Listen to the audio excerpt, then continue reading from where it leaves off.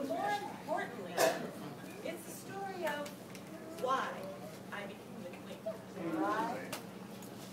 This happened during the reign of King Xerxes. Now, King Xerxes reigned over a region called Susa. And in the 3rd year of his reign, the king decided to throw a celebration to display his wealth among the officials and the nobles. Now, this celebration lasted for 180 days. After the 180 days, the king decided to throw a banquet that lasted 7 days. The king knew how to party. At the end of the 7 days, the king called for his queen, Vashti, to come and display her beauty before the men. Now, rumor has it that he wanted her to dance provocatively in front of the men. In fact, some people say he wanted her to dance naked in front of the men. Now, Queen Vashti was very beautiful and so lovely to look at, but when she heard that he had called her, she refused to come. Now, in my day, nobody refused the king. So when he found out that Queen Vashti refused, he was furious. And he said, according to the law, what must be done to Vashti? One of the nobles said to him, why don't you call for a search among all of the young, beautiful virgins in the region? And the one who pleases you the most, let her be queen instead of Vashti. He was going to make an example out of Vashti for her disobedience. So the search began. And in my day, the search for a new queen was something like you would consider today to be like a beauty pageant. Women were judged on their outward appearance only. However, before they could go before the king, there was 12 months of preparation. 6 months with oil and myrrh, and 6 months with cosmetics and perfume. Young women came from all across the region to join the search, all with a strong desire to be queen.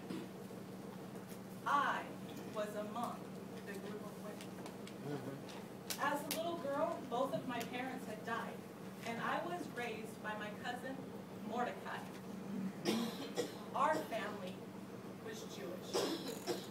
And in that time, the Jews were viewed as the lowest form of people in the land. So Mordecai told me to join the search. And Mordecai told me not to reveal my family background nor my nationality.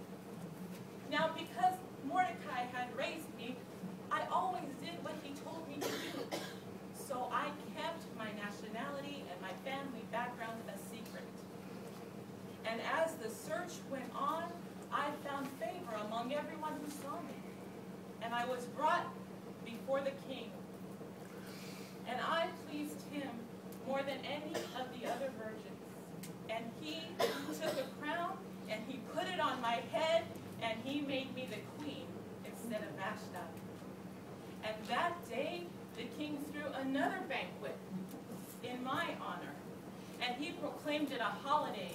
And the nobles and the officials were there, and they showered me with royal gifts. And I was the new queen. Now, after all of these events had taken place, the king wanted to elevate one of the nobles. His name was Haman. And Haman was raised to be above all of the other nobles. In fact, when Haman went out into the city, people would bow before him. This was the king's order. Every day, Haman would go into the city, and everybody would bow. except one person, Mordecai. Day after day, Mordecai refused to bow. And this made Haman angry. So angry that he wanted to punish Mordecai. In fact, he wanted to do more than punish him. He wanted to kill him. And more than just kill him, he wanted to destroy all of his people, all of the Jews, my people. So Haman went before the king and he said, "Your Majesty, there is a group of people scattered among us who separate themselves from us. They're not like us. They don't eat what we eat. They don't talk the way we talk. And king, they don't obey your law. Let it be, O king, that on a single day, all of these people will be alienated, killed, and destroyed. Let this be done for the king's honor." So the king took off his signet ring. Now, a signet ring was used to validate the truth. And anything that was written and stamped with the signet ring was as if the king had spoken it himself. So the king took off the ring and he gave it to Haman. And he said, "Write the edict. Do as you please." So the royal secretaries were called and the edict was written that on a single day, the Jews would be destroyed. And there was nothing we could do about it. Now when the word went out through the land, Mordecai ripped his clothes off and put on sackcloth and ashes. And he began to wail and cry bitterly in the city. There was great mourning among all of the Jews. In fact, a lot of them tore their clothes and put on sackcloth and ashes and began to fast and pray. They didn't know what to do. My attendants told me that Mordecai was in the city, crying and wailing bitterly. So I said, "Find out what's troubling him. Find out why Mordecai is in such great distress." So my attendant found him, and Mordecai sent word to me about what was going on. I didn't know. Mordecai even sent a copy of the edict to me, and he had my attendant tell me, "Go before the king and beg for his mercy. Plead for his mercy."